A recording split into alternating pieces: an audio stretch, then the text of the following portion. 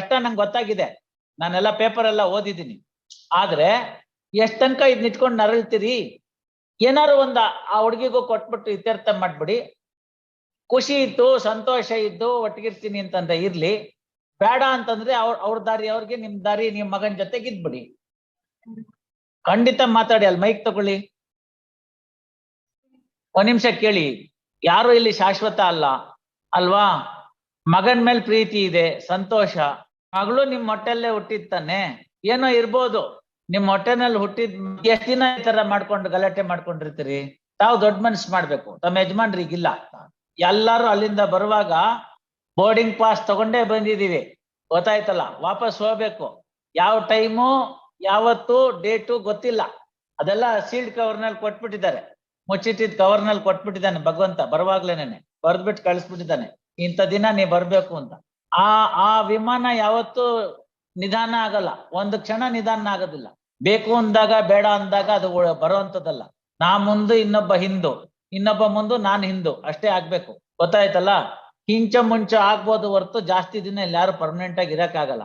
ಈಗ ನೀವು 3 ಜನ ಬದುಕಿದಿರಿ ಕೋವಿಡ್ ನಂತರನು, ಗೊತ್ತಾಯ್ತಲ್ಲ? ಭಗವಂತ ಬದುಕ್ಸಿರೋದು ನಿಮ್ 3 ಜನನ್ನ, ಚೆನ್ನಾಗಿ ಬದುಕಿ ಅಂತ. ಇಲ್ದರ್ ಕೋವಿಡ್ ಅಲ್ಲಿ ಕರ್ಕೊಂಡ್ಬಿಡೋನು.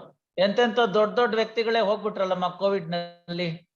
ರಾಜಕಾರಣಿಗಳು ಹೊರಟೋದ್ರು, ಇದ್ದಂತ ಮಿನಿಸ್ಟರ್ ಹೋಗ್ಬಿಟ್ರು, ಲಾಯರ್ಗಳು ತೀರ್ಕೊಂಡು ಹೋಗ್ಬಿಟ್ರು, ಪಾರ್ಟಿಗಳು ಕೂಲಿ ಮಾಡೋನಿಂದ ಹಿಡಿದು ಮಿನಿಸ್ಟರ್ ತನಕ ಯಾರನ್ನೂ ಉಳಿಸ್ಕೊಳ್ಳಿಲ್ಲ ಕೋವಿಡ್, ಎಲ್ರನ್ನೂ ತಿನ್ಕೊಂಡು ಹೋಗ್ಬಿಡ್ತು. ಹಾಗಿದ್ದಂತ ಪಕ್ಷದಲ್ಲಿ ಉಳಿದಿರೋರೆಲ್ಲಾರನ್ನು ಕಷ್ಟ ನಂಗೆ ಗೊತ್ತಾಗಿದೆ, ನಾನೆಲ್ಲ ಪೇಪರ್ ಎಲ್ಲ ಓದಿದ್ದೀನಿ. ಆದ್ರೆ ಎಷ್ಟ್ ತನಕ ಇದ್ ನಿಂತ್ಕೊಂಡು ನರಳ್ತೀರಿ? ಏನಾರು ಒಂದ ಆ ಹುಡುಗಿಗೂ ಕೊಟ್ಬಿಟ್ಟು ಇತ್ಯರ್ಥ ಮಾಡ್ಬಿಡಿ. ಖುಷಿ ಇತ್ತು, ಸಂತೋಷ ಇದ್ದು ಒಟ್ಟಿಗಿರ್ತೀನಿ ಅಂತಂದ್ರೆ ಇರ್ಲಿ, ಬೇಡ ಅಂತಂದ್ರೆ ಅವ್ರ ದಾರಿ ಅವ್ರಿಗೆ, ನಿಮ್ ದಾರಿ ನಿಮ್ ಮಗನ್ ಜೊತೆಗೆ ಇದ್ಬಿಡಿ. ಖಂಡಿತ ಮಾತಾಡಿ. ಅಲ್ಲಿ ಮೈಕ್ ತಗೊಳ್ಳಿ, ಮಾತಾಡಿ ಮಾತಾಡಿ, ಏನ್ ತೊಂದ್ರೆ ಇಲ್ಲ. ಹೌದಪ್ಪ, ನೋಡಮ್ಮ, ನಿನ್ ಮಗಳು, ಗೊತ್ತಾಯ್ತಾ? ಒಂದ್ ನಿಮಿಷ ಕೇಳಮ್ಮ, ನಿಮ್ ಮಗಳು ಆಯ್ತಾ? ಒಂದ್ ನಿಮಿಷ ಕೇಳಿ. ಎಷ್ಟು ವಯಸ್ಸು ತಮ್ಗೀಗ? 62. ಇವಳು ಹುಟ್ಟದ್ಲಲ್ಲ, ನಿಮ್ ತೊಡೆ ಮೇಲೆ ಹಾಕೊಂಡಿದ್ರಲ್ಲ, ಎಷ್ಟ್ ದಿನ 1, 2 ಮಾಡಿದಳೆ? ತೊಡೆ ಕತ್ತರಿಸ್ಕೊಂಡ್ಬಿಟ್ರೇನು?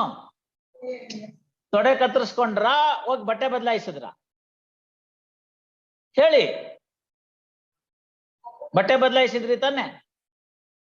ಇದು 1, 2 ಮಗು ಮಾಡ್ಬಿಡ್ತು ನನ್ ತೊಡೆ ಮೇಲೆ ಅಂತ ತೊಡೆ ಬಿಸಾಕ್ಬಿಟ್ರ?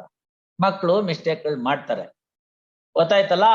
ದೊಡ್ಡವರಾದವರು ನಾವು ಸ್ವಲ್ಪ ದೊಡ್ಡ ಮನಸ್ಸಿನಿಂದ ಅದನ್ನ ಬೇರೆ ಮಾಡ್ಬೇಕು. ಆಯ್ತು, ನಿಮ್ಗಳ ಮಧ್ಯದಲ್ಲಿ ಸಾಮರಸ್ಯ ಇಲ್ಲ, ನಿಮ್ಗೆ ಅವಳು ಕಂಡ್ರೆ ಆಗೋದಿಲ್ಲ, ಅವಳು ನಿಮ್ ಮೇಲೆಲ್ಲ ಈ ತರ ಪೊಲೀಸ್ ಕಂಪ್ಲೇಂಟ್ ಎಲ್ಲ ಕೊಟ್ಲು, ಏನೇನೋ ಮಾಡಿದ್ಲು, ಒಪ್ಪೋಣ. ಅದು ಆಕೆ ಮಾಡಿರೋ ತಪ್ಪಿರ್ಬೋದು, ಅದು ಒಪ್ಪೋಣ. ನಿಮ್ ಮಾತಿನಂತೆ ಒಪ್ಪಿದ್ರು ಕೂಡ ಅವೆಲ್ಲ ಕಾನೂನಾತ್ಮಕವಾಗಿ ಅವಳಿಗೆ ಬರ್ಬೇಕಾದ ಪ್ರಾಪರ್ಟಿನಲ್ಲಿ ರೈಟ್ ನ ಕಡಿಮೆ ಮಾಡೋದಿಲ್ಲ, ಗೊತ್ತಾಯ್ತಲ್ಲ? ಇವತ್ತಲ್ಲ ನಾಳೆ ಕೊಡ್ಬೇಕು. ನಿಮ್ ಮನ್ಸಿನಲ್ಲಿ ಏನ್ ಬಂದ್ಬಿಟ್ಟಿದೆ? ನಮ್ಗೆಲ್ಲ ಇಷ್ಟು ಕಾಡಿಸಿದ್ಲಲ್ಲ, ನಾವಿರೋ ತನಕ ಅವಳಿಗೆ ಪಾಲ್ ಕೊಡೋದ್ ಬೇಡ ಅಂತ. ಇದು ತಪ್ಪು. ನಾವು ದೊಡ್ಡವರು, ಗೊತ್ತಾಯ್ತಮ್ಮ? ತಾವು ಅವ್ರ ತಾಯಿ, ತಾವು ಕ್ಷಮಿಸ್ದಲ್ನೇ ಇದ್ರೆ ಇನ್ಯಾರು ಕ್ಷಮಿಸ್ತಾರಮ್ಮ? ಅದಾಯ್ತು, ಆಗಿದ್ದೆಲ್ಲ ತಪ್ಪು ಸರಿ ಅಲ್ಲ, ಆ ಕಡೆಗೆ ಬಿಡಿ. ಈಗ ನಿಮ್ ಮನ್ಸಿನಲ್ಲಿ ನೀವು ನಿಮ್ ಮಗ ಕೂತ್ಕೊಂಡು ಅವಳಿಗೇನಾದ್ರು ಕೊಡ್ತೀನಿ ಅಂತಂದ್ರೆ ನಾನು ಅವಳಿಗೆ ಹೇಳ್ತೀನಿ, ನೋಡಮ್ಮ ಇಷ್ಟು ತಗೋ, ನಿಮ್ ಪ್ರಾಪರ್ಟಿನಲ್ಲಿ ನೀವೇನು ಕೇಳಕ್ ಆಗುದಿಲ್ಲ, ನಿಮ್ಮ ಯಜಮಾನ್ರ ಪ್ರಾಪರ್ಟಿನಲ್ಲಿ ಆಕೆಗೂ ಒಂದ್ ಸ್ವಲ್ಪ ಭಾಗ ಬರ್ಬೇಕು. ಅದನ್ನ ವಿಲ್ಲು ಪಲ್ಲು ಬರ್ದಿದ್ದಾರೆ, ಅದಕ್ಕೆ ಲಾಯರ್ ಇದ್ದಾರೆ, ಶ್ಯಾಮ್ ಪ್ರಸಾದ್ ಅವ್ರು ಕೇಪಬಲ್ ಲಾಯರ್. ನಿಮ್ ಕಡೆ ಲಾಯರ್ ಏನ್ ಕಡಿಮೆ ಏನಿಲ್ಲ. ಆಕೆನೂ LLB ಓದಿದ್ದಾಳೆ, ಅವಳಿಗೂ ಎಲ್ಲ ಕಾನೂನು ಗೊತ್ತಿದೆ, ಗೊತ್ತಾಯ್ತಲ್ಲ? ಇದನ್ನ ಹೊರತಿಟ್ಬಿಟ್ಟು ಇಷ್ಟು ಕೊಟ್ಬಿಡ್ತೀನಿ ಅಂತಂದ್ರೆ ಈ ಕೇಸ್ ಇಲ್ಲಿ ಮುಗ್ದೋಗುತ್ತೆ. ಆಮೇಲೆ ರಕ್ತ ಸಂಬಂಧ ಅಷ್ಟೇ ಇರೋದು. ನಿಮ್ಗೆ ಆ ಖುಷಿ ಇದ್ದು, ಅವಳಿಗೂ ಖುಷಿ ಇದ್ದು, ನಾನ್ ಮಾಡಿರೋದ್ ತಪ್ಪು ಅಂತ ಅವಳೆಲ್ಲ ಬಂದು ತಿಳ್ಕೊಂಡು ವಾಪಸ್ ನಿಮ್ಮ ಹತ್ರ ಬರ್ತೀನಿ ಅಂತಂದ್ರೆ, ಹೋಗಿ ಬಂದು ಮಾಡ್ಕೊತೀನಿ ಅಂದ್ರೆ, ಸೇರ್ಸೋದು ಬಿಡೋದು ನಿಮ್ಮಿಷ್ಟ, ಗೊತ್ತಾಯ್ತಲ್ಲ? ಈ ಗೊಂದಲಗಳು ಮುಗ್ದೋಗ್ಬಿಡುತ್ತೆ. ರಾಮಕೃಷ್ಣ ಅಂತ ನೆಮ್ಮದಿಯಾಗಿರ್ಬೋದು ಉಳಿದಿದ್ದಷ್ಟು ವರ್ಷ. ಇನ್ನು 62 ಬದುಕಲ್ವೇ? ಅದಕ್ಕೆ ಇದ್ದಷ್ಟು ದಿನ ನೆಮ್ಮದಿಯಾಗಿ ರಾಮಕೃಷ್ಣ ಅಂತ ಇರ್ಬೋದು. ಕೇಳಿ, ಯಾವತ್ತಾದ್ರೂ ದೇವ್ರ ಉಂಡಿಗೆ ದುಡ್ಡು ಹಾಕಿದ್ದೀರಾ? ಹಾಕಿದಿರ್ತಾನೆ, ಕಳಿಸ್ತಿಯಲ್ಲಮ್ಮ, ಅದೇನಾಯ್ತು ಅಂತ ನೀವು ಯೋಚನೆ ಮಾಡಿದ್ದೀರಾ? ಹಂಗೆ ಅವಳಿಗೆ ಸೇರಿದ್ದು, ಅವಳಲ್ಲಿರೋ ದೇವ್ರಿಗೆ ಸೇರಿದ್ದು, ಬಿಟ್ಬಿಡಿ, ಗೊತ್ತಾಯ್ತಲ್ಲ? ಇಲ್ಲಿ ಕೇಳಿ, ನಿಮ್ಗೆ ಆ ಭಯ ಇದ್ರೆ ಅವಳು ಜೀವಿತವಾಗಿರೋ ತನಕ ಅಂತ ಮಾಡಿ, ಆಮೇಲೆ ಇನ್ಯಾರಿಗೋ ಸೇರ್ಬೇಕು ಅಂತ ಮಾಡಿ, ನಿಮ್ ಪ್ರಾಪರ್ಟಿಗೆ ಸಂಬಂಧಪಟ್ಟ ಹಾಗೆ. ಕೊಡ್ಬೇಡಮ್ಮ, ಇಟ್ಕೋ. ಏನ್ ಮಾಡ್ತೀಯ? ಮುಂದೇನ್ ಮಾಡ್ತೀಯ? ಮುಂದೆ ಅಂದ್ರೆ ಯಾವತ್? ನಾಳೆ ನೋಡಿದ್ದೇನು ನೀನು? ಸ್ವಲ್ಪ ಅಂದ್ರೆ ಎಷ್ಟು ವರ್ಷ? ಒಂದ್ 10 ವರ್ಷನಾ? 20 ವರ್ಷನಾ? ನೀ ಸುಮ್ನಿರ್ಬೇಕಯ್ಯ, ನೀ ಸುಮ್ನಿರ್ಬೇಕು. ನಿಮ್ ಹಿಂದ್ಗಡೆ ನಿಂತ್ಕೊಂಡು ಕೊಡ್ಬೇಡ ಅಂತ ಹೇಳ್ತಾ ಇದ್ದಾನೆ. You are before the court mister, you are before the court, you can't do that. ಅರ್ಥ ಆಯ್ತಾ ಇಲ್ಲ? ಅಮ್ಮ, ನನ್ನ ಕಣ್ಣು ಕಿವಿ ಎರಡು ಚುರುಕಾಗಿದೆ, ಗೊತ್ತಾಯ್ತಲ್ಲ? ಬಿಡಿ. ಅದು ಕೊಡ್ಬೇಕು ಬೇಡ ಅನ್ನೋದನ್ನ ನೀವು ಇತ್ಯರ್ಥ ಮಾಡ್ಲಿಲ್ಲ ಅಂದ್ರೆ ಕೋರ್ಟ್ ಇತ್ಯರ್ಥ ಮಾಡುತ್ತೆ. ಅವತ್ತಿನ ದಿವಸ ಇನ್ನಷ್ಟು ದ್ವೇಷ ಬೆಳೆಯುತ್ತೆ. ಯೋಚನೆ ಮಾಡಿ ಕೂತ್ಕೊಳ್ಳಿ. ಏನೋ ಕೊಡ್ಬೇಕು ಅಂತಿದೆ ಅಂತ ನಿಮ್ ಮನ್ಸಲ್ಲಿ ಬಂತಲ್ಲ, ಭಗವಂತ ಹೇಳಿಸಿರೋ ಮಾತನ್ನು, ಗೊತ್ತಾಯ್ತಲ್ಲ? ಏನ್ ಕೊಡ್ಬೇಕು ಅಂತಿದ್ದೀರಾ ಅನ್ನೋದನ್ನ ಹೇಳಿ. ಬೇಡಮ್ಮ, ಕೊಡ್ಬೇಡ, ಇಟ್ಕೋ. ಯಾರು ಬೇಡ ಅಂತಾರೆ? ಏನ್ ತಗೊಂಡೋಗಿದ್ದಾರೆ ಯಾರು ಇಲ್ಲಿಂದ ಹೋಗುವಾಗ? ಮತ್ತೆ ಕೊಡ್ತೀನಿ ಅಂತ ಬಂದ್ಮೇಲೆ ಕೊಡ್ಬೇಕು. ಅದನ್ನ ಕಳೆದು ಬಿಡ್ತಾರೆ ಅನ್ನೋದಕ್ಕೆಲ್ಲ ಏನ್ ಬೇಕೋ ಸೂಕ್ತವಾಗಿ ಬರೆಯೋಣ. ಅದೇನ್ ಬರೀಬೇಕು ಅದನ್ನ. ಇನ್ನು ನಿಮ್ ತಂದೆ, ನಿಮ್ಮ ಯಜಮಾನ್ರ ಪ್ರಾಪರ್ಟಿನಲ್ಲಿ ಅವ್ರಿಗೆ 1/3 ಭಾಗ ಇದೆ, ಅದಕ್ಕೇನ್ ಮಾಡ್ತೀರ ಹೇಳಿ? ಇವತ್ತೇ ಕೊಟ್ಬಿಡಿ 1/3. ಸುಮ್ನೆ ಇರೋದ್ಕಳಿ ಅವ್ರಿಗೆ. ಆಚ್ಕೋಗು, ಆಚ್ಕೊಳಿಸ್ರಿ ಅವನ್ನ. No, you send him off. That fellow doesn't behave properly in the court. ಇಲ್ಲೇ ನಿಂತ್ಕೊಂಡು ಹೇಳ್ಕೊಡ್ಬೇಡ ಕಣೆ ಅಂದ್ರೆ ಅಲ್ಲೇ ನಿಂತ್ಕೊಂಡು ಹೇಳ್ಕೊಡ್ತಾನೆ. No, he said so, he was tutoring her. When I am enquiring the party, he should not know. ಅವನಿಂದಾನೆ ಎಲ್ಲ ಕೆಟ್ಟೋಗಿದೆ ಇದೆಲ್ಲ. ಅವ್ನು ಕೂತ್ಕೊಂಡು ಇಲ್ಲೇನೆ ಕೋರ್ಟ್ ನಲ್ಲಿ, ಹೈಕೋರ್ಟ್ ನಲ್ಲಿ ಹಿಂಗ್ ಬಿಹೇವ್ ಮಾಡೋನ್, ಮನೇಲಿ ಇನ್ವೆಸ್ಟ್ ಮಾಡೋಣ. ಯೋಚನೆ ಮಾಡಿ, ಗೊತ್ತಾಯ್ತಲ್ಲ? ಕಾನೂನಿಂದ ತೀರ್ಮಾನ ಆಗ್ಬೇಕು ಅಂತಂದ್ರೆ ತೀರ್ಮಾನ ಆಗುತ್ತೆ. ಅದಕ್ಕೆ ನಾವಿಷ್ಟೆಲ್ಲ ಕಷ್ಟ ಪಡ್ಬೇಕಾಗಿಲ್ಲ. ಇದಿಷ್ಟೇ ಅಲ್ಲ, ಆಗಲ್ಲ. ಇಲ್ಲಿ ನಾನಿದ್ದೀನಿ. ಇದೇ ತರನೇ ನೀವು ದೇವರಲ್ಲಿ ನಂಬಿಕೆ ಇಟ್ಕೊಂಡಿರೋರ್ಗೆ ಬೇರೆ ಕಡೆನೂ ಭೇಟಿ ಮಾಡ್ಬೇಕಾಗತ್ತೆ ಇನ್ನೊಬ್ರನ್ನ. ಅವತ್ತು ಉತ್ತರ ಹೇಳ್ಬೇಕಾದ್ರೆ ನಿಮ್ ಮಗ ಇರಲ್ಲ ನಿಮ್ ಹಿಂದೆ ಉತ್ತರ ಹೇಳಕ್ಕೆ, ಗೊತ್ತಾಯ್ತಲ್ಲ? ಹೋಗೋದು ಒಬ್ಬೊಬ್ರೆ, ಮಾಡಿದ ಪಾಪ ಪುಣ್ಯ ಮಾತ್ರ ಸೇರ್ಕೊಂಡು ಬರೋದು. ಇಲ್ಲಿಂದ ಏನು ತಗೊಂಡು ಹೋಗಕ್ಕಾಗಲ್ಲ, ಗೊತ್ತಾಯ್ತಲ್ಲ? ಅವತ್ತು ಉತ್ತರ ಕೊಡಕ್ಕೆ ನಿಮ್ ಮಗ ಹಿಂದ್ಗಡೆ ನಿಂತ್ಕೊಂಡು ಹೇಳ್ಕೊಡಕ್ಕಿರಲ್ಲ, ಕೇಳ್ಬೇಕಾಗಿಲ್ಲ, ಗೊತ್ತಾಯ್ತಲ್ಲ? ಅದಕ್ಕೆ ಏನ್ ಅನ್ಸೋದಲ್ಲ. ಈಗ ನನ್ ಮುಂದೆ ಹೇಳಿದ್ರಲ್ಲ ನೀವು ಕೊಡ್ಬೇಕು ಅಂತಿದ್ದೀನಿ ಅಂತ. ಯಾರು ಬೇಡ ಅಂದ್ರಮ್ಮ? ಕೈಕಾಲು ಗಟ್ಟಿಯಾಗಿದ್ದಾಗೆ ಅವೆಲ್ಲ ಮಾಡ್ಬಿಡ್ಬೇಕು. ಏನಾರು ಒಂದ್ ಕೊಡ್ಲೇಬೇಕು. ಅವ್ರಿಗೇನ್ ಕೊಡ್ತೀರಾ ಅಂತ ಹೇಳಿದ್ರೆ ಏನಾರು ಇತ್ಯರ್ಥ ಮಾಡ್ಬೋದು. 2 ಮನೆ ಇದೆಯಾ? ನಿಮ್ ಯಜಮಾನ್ರದೊಂದು, ನಿಮ್ದೊಂದು. ನಿಮ್ದು ಮನೆನಾ ಆಸ್ತಿನ? ಬರೇ ಸೈಟ? ಮನೆ ಬಾಡಿಗೆ ಕೊಟ್ಟಿದ್ದೀರಾ? ಅದು ನಿಮ್ ಯಜಮಾನ್ರದ್ದು? Two properties are there. 2 properties are. ಇರಮ್ಮ, ನೀನ್ ಮಧ್ಯ ಮಾತಾಡ್ಬಾರ್ದು. ಒಂದ್ ಹಂತಕ್ಕೆ ತರ್ತಾ ಇದ್ದೀವಿ. ಈಗ ಮಧ್ಯ ಮಾತಾಡ್ಬಿಟ್ರೆ ಎಲ್ಲ ಕೆಟ್ಟೋಗುತ್ತೆ. ಯಾಕೆ ನಿಮ್ಗೆ ಅಳ್ಕೊಂಡ್ರೆ ಅಷ್ಟೊಂದು ಕೋಪ?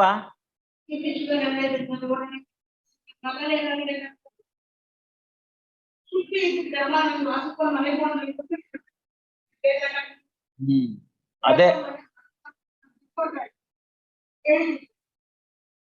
ಮದುವೆ ಮಾಡಿದ್ದೀರಾ? ಸುಮ್ನೆ ನಾನು ನೆಕ್ಸ್ಟ್ ಬರ್ತಾ ಇದ್ದೆ, ನೀವು ಕೇಳಕ್ ಮುಂಚೆ ಮದುವೆ ಮಾಡಿದ್ದೀರಾ? ಮತ್ತೆ ಯಾಕೆ ಹಿಂಗಾಗ್ಬಿಟ್ಲು?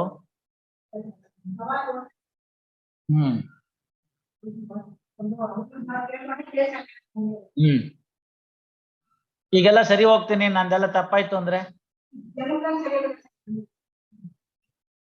ಅಲ್ಲ, ಒಂದ್ ವೇಳೆ ಅವಳ ಹಂಗ ಅಂತೀನಿ ಅಂದ್ರೆ ನೀವು ಕ್ಷಮಿಸ್ತೀರಾ? ಅಲ್ಲಮ್ಮ, ಈಗ ಅದೆಲ್ಲ ಬೇಡ ಅಂತೇಳಿ ಸಮಾಧಾನವಾಗಿದ್ದು, ನಂದಾಗಿದ್ದೆಲ್ಲ ತಪ್ಪಾಯ್ತು, ನನ್ ಕ್ಷಮಿಸಿ ಅಂತ ಕೇಳಿದ್ರೆ ನೀವು ಕ್ಷಮಿಸ್ಬೇಡ್ವಾ? ತಾಯಿ ಆದವಳು ಯೋಚನೆ ಮಾಡಿ. ಸುಮ್ನೆ ನಾನು ಹೇಳೋದೇನಂದ್ರೆ, ಇದಾಗುತ್ತೋ ಬಿಡುತ್ತೋ ಅದು ಬೇರೆ ಪ್ರಶ್ನೆ. ಸಮಾಜ ನೋಡಿ, ನೀವು ದೊಡ್ಡವರು, ನಿಮ್ ಕೊರಳು ಕುಡಿ, ಏನಾದ್ರು ಹೆಚ್ಚು ಕಮ್ಮಿ ಅಂತ ಆದ್ರೆ ನಿಮ್ಗೆ ಒಳಗಡೆನೆ ಮನ್ಸಿನಲ್ಲಿ ಅಯ್ಯೋ ಅನ್ಸಲ್ವಾ? ಅನ್ಸುತ್ತೆ. ಈಗ ನಿಮ್ಗ್ ತೊಂದ್ರೆ ಕೊಟ್ಲು ಅದೆಲ್ಲ ಕರೆಕ್ಟ್ ಒಪ್ಪದ್ರಿ, ಅವಳಿಗೇನಾದ್ರು ಆದ್ರೆ ನಿಮ್ ಕರಳು ಸುಮ್ನಿರುತ್ತಾ? ಅದೊಂದು ಒಳಗಡೆ ಇರೋ ಕರುಣೆ ಕಕ್ಲಾತಿಯಿಂದ ತಾನೇ ಇಷ್ಟೆಲ್ಲ ನೀವು ಅವಳಿಗೆ ಹೇಳ್ತಿರೋದು. ಮುಂದೆ ಕೊಟ್ರು ನನ್ನ ಹಾಳು ಮಾಡ್ಕೊಂಡ್ಬಿಡ್ತಾಳೆ ಅನ್ನೋದು ಇರೋ ಇಂಟ್ರೆಸ್ಟ್ ಯಾಕೆ? ಅವಳು ಏನಾದ್ರು ಮಾಡ್ಕೊತಾಳೆ ನಮಗ್ ಬೇಡ ಅಂತ ಆದ್ರೆ. ಹಾಳಾಗ್ಬಾರ್ದು. ಇನ್ನೊಂದ್ ಜಾಗದಲ್ಲಿ ಏನಾದ್ರು ಇರಕ್ ಒಂದ್ ಸ್ವಲ್ಪ ಆಸಕ್ತಿ ಕೊಡಿ. ಅಲ್ಲಮ್ಮ, ಇರೋ ಜಾಗದಲ್ಲಿ ಒಂಚೂರು ಅವಕಾಶ ಕೊಡಿ. ಅಲ್ಲೆಲ್ಲಾರು ಇನ್ನೊಂದು ಪ್ರಾಪರ್ಟಿ ಇದೆಯಲ್ಲ ಅದ್ರಲ್ಲಿ ಸ್ವಲ್ಪ ಭಾಗ ಕೊಡಿ, ಇರ್ಲಿ.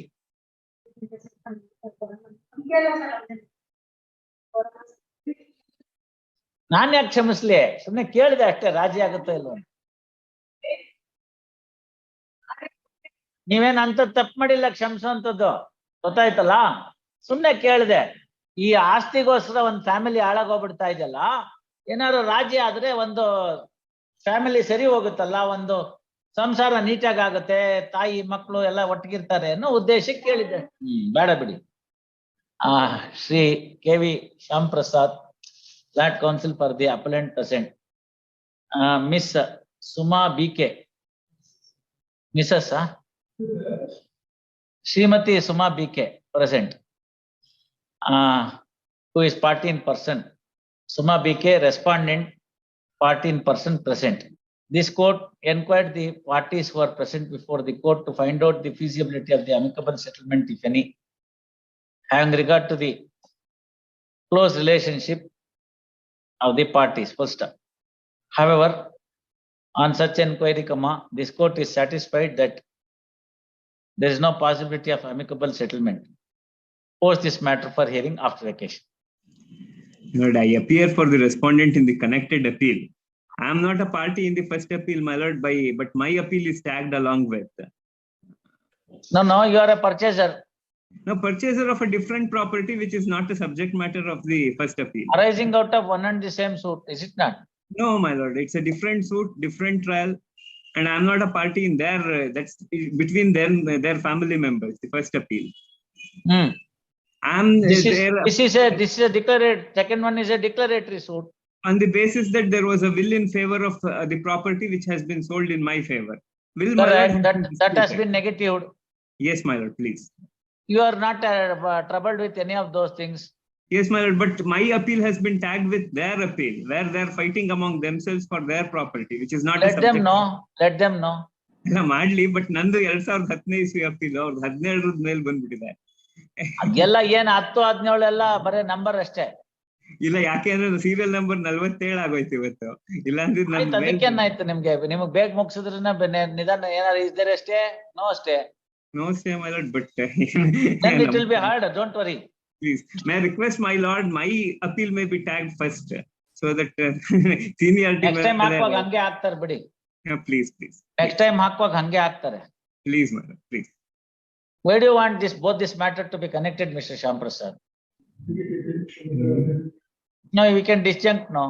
Parkuma, it is submitted that RFA number 1034 of 2010 is arising out of judgment and decree passed in OS number 4454 of 2001. 4454 of 2001, and that is in respect of the property left behind by Sri TL Krishnamurthy. First, PK Manjunath, who is one of the parties, who is one of the appellants in RFA 1586, one of the appellant in RFA number 1856 of 2017. What do you call 1856 of 2010. BK Manjunath, he is one of the appellants in RFA number 1856 of 2017. He is the appellant in RFA number 1034 of 2010. First, the subject matter and the consideration of the legal issues and factual aspects in both the appeals are altogether different. First, accordingly, RFA number 1034 of 2010 is ordered to be disjuncted from RFA number 1856 of 2017. Great. Yes. AD Ashwath Narayana.